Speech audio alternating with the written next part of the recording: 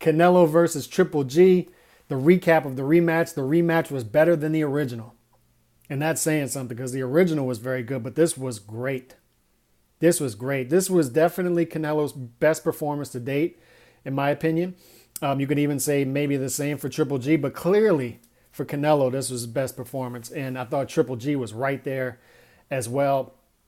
Full disclaimer, I didn't score the fight, so I can't say for certain how I had the fight scored, but it felt all right with me, the scorecards. And it felt like one of those fights where if I were scoring it, I would have had trouble with 8 or 9 rounds scoring this fight. That's how tight it was in many of those rounds. A lot of fights you get 1 or 2 rounds where it could go either way. I thought the first fight, although close, and I had Triple G winning the first fight, although close, I thought it was pretty easy to score. You know, a lot of them were somewhat close, the rounds in the first fight, but you could still say, okay, I'm pretty sure that guy won that round. I think I can make a clear argument he won that round. This fight, I think there were probably 8 or 9 rounds where you could say, I don't know who the hell won that round. You know, and it was due to, although Canelo was more of the effective aggressor, Triple G was still more active. All right, I think Triple G was doing a lot of work where I think he threw total punches. I think he threw almost 300 more punches than Canelo. I think he was doing a lot of work that he wasn't getting credit for because it wasn't particularly power punches or flashy punches. However, Canelo's defense showed up as well. He was slipping a lot of those punches, and Canelo threw more power punches if I remember correctly, looking at the stats. And the stats aren't always accurate, but it looked to me like Canelo was throwing more power punches and was the more effective puncher and aggressor, and really took the fight to Triple G and stood on his front foot.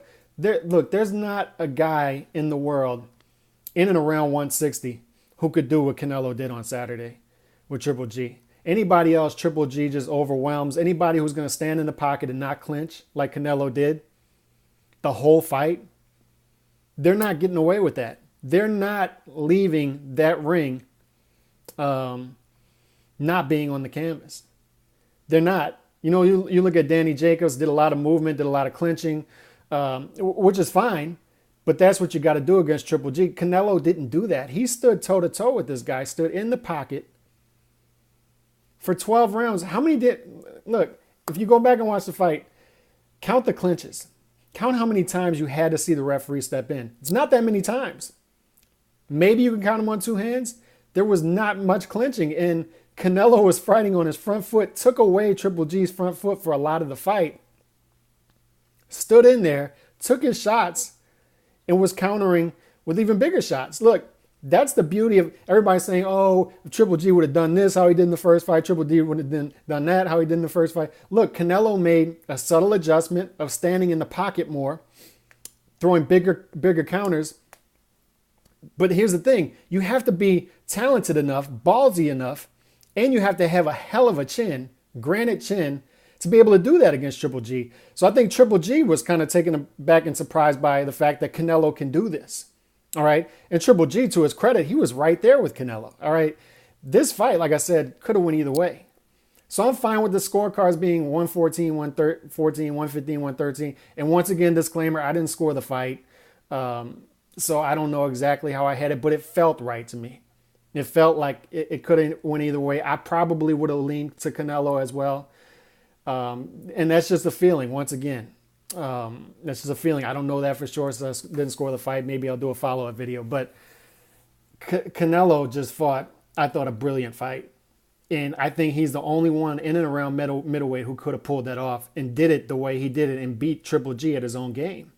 Nobody else is doing that, man. Nobody. So once again, first fight, I clearly thought Triple G won a close fight. To me, it felt like Canelo won a close fight here. It felt like the other way, but close. These two guys are every bit each other's equal. Every bit each other's equal, at least this point in their careers. I think if they fight 10 times, you'll have the same thing all 10 times. These guys going toe-to-toe 10 times, close decision. And I said coming into the fight, a close decision, Canelo is going to get the benefit of the doubt on the scorecards. He just is, and you saw it again. But I thought it felt like the scorecards were good to me. But once again, I was just more in amazement of how the fight that Canelo fought. You know, he just stood in that pocket and did a lot of good body work. The countering was great from Canelo.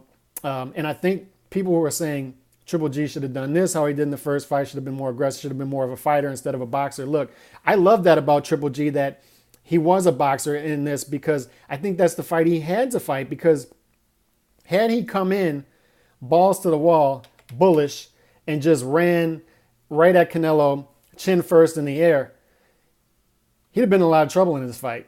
However, he worked behind the jab. He stayed composed, worked behind the jab, set up his power punches with the jab. That jab from Triple G was beautiful. Just a beautiful jab, as always. One of the best jabs in the game, if not the best. Was working behind that jab, which is another power shot for him, and set up his power punches behind that, and did a lot of good work to stay in there with Canelo in this fight. And because Canelo was sort of dictating the pace in the fight, and I just thought he was a good fight. And the fact that he didn't fight that type of fight and made that adjustment is credit to Canelo. So you can't just say, oh, Triple G should have done this, Triple G should have done that. He was doing that because of what Canelo was doing. Canelo was staying in the pocket, throwing counter punches, power punches. All right, look, it's one thing to get pot shotted by counters. A lot of fighters are going to pot shot you with their counters, score points, get out of there. Canelo is staying in the pocket and trading with Triple G, and in a lot of instances getting the better of him because he's throwing those power shots with his counters. All right, he's throwing shots to the solar plex or the ribs with the counter, which is difficult to do because you open yourself up for the counter upstairs. Was just working some very good counters, and then was leading when he had to. But the thing about this too is, once it looked like Canelo was sort of getting his momentum in those middle rounds and was working well, the 10th round, you think the older fighter is going to wear down. Triple G comes back 10, 11, and 12. All right, and just does great work in 10, 11, and 12. I thought in the 10th round, that was his best round, and he really had Canelo. It looked like Canelo had hit the wall in the 10th round, and then he comes back and sort of gets his bearings and gets his feet back and works well. Did some good work in 12, but I thought clearly 10 and 11 were Triple G rounds. I thought 12 was a Triple G round as well. I thought he did a good job of winning those championship rounds. That's what it seemed like to me. And the funny thing is, if you look at the scorecards, the fight was on the table going into the 12th round. The judge who had it a draw scored the 12th round for Triple G, which I thought was a Triple G round. It felt like that way for me. And then the judges who had it 115, 113 for Canelo both had it the 12th round for Canelo, excuse me. Had they have scored that round for Triple G, the 12th round for Triple G, you got all three judges' scorecards a draw. How crazy would that have been? So that's how tight this fight was. But I was just so impressed with both fighters. I just keep going back to that. So impressed with how they fought. That's what boxing is supposed to be. Two great fighters going at it, putting on great performances, what with each other. Neither fighter can run away with the other. Neither fighter can hurt the other fighter because of the granite chins that they have. They're both cut. They're both still fighting. No clinching. It was beautiful. Beautiful stuff. Hit me up. Let me know what y'all thought about it. More videos coming. Peace.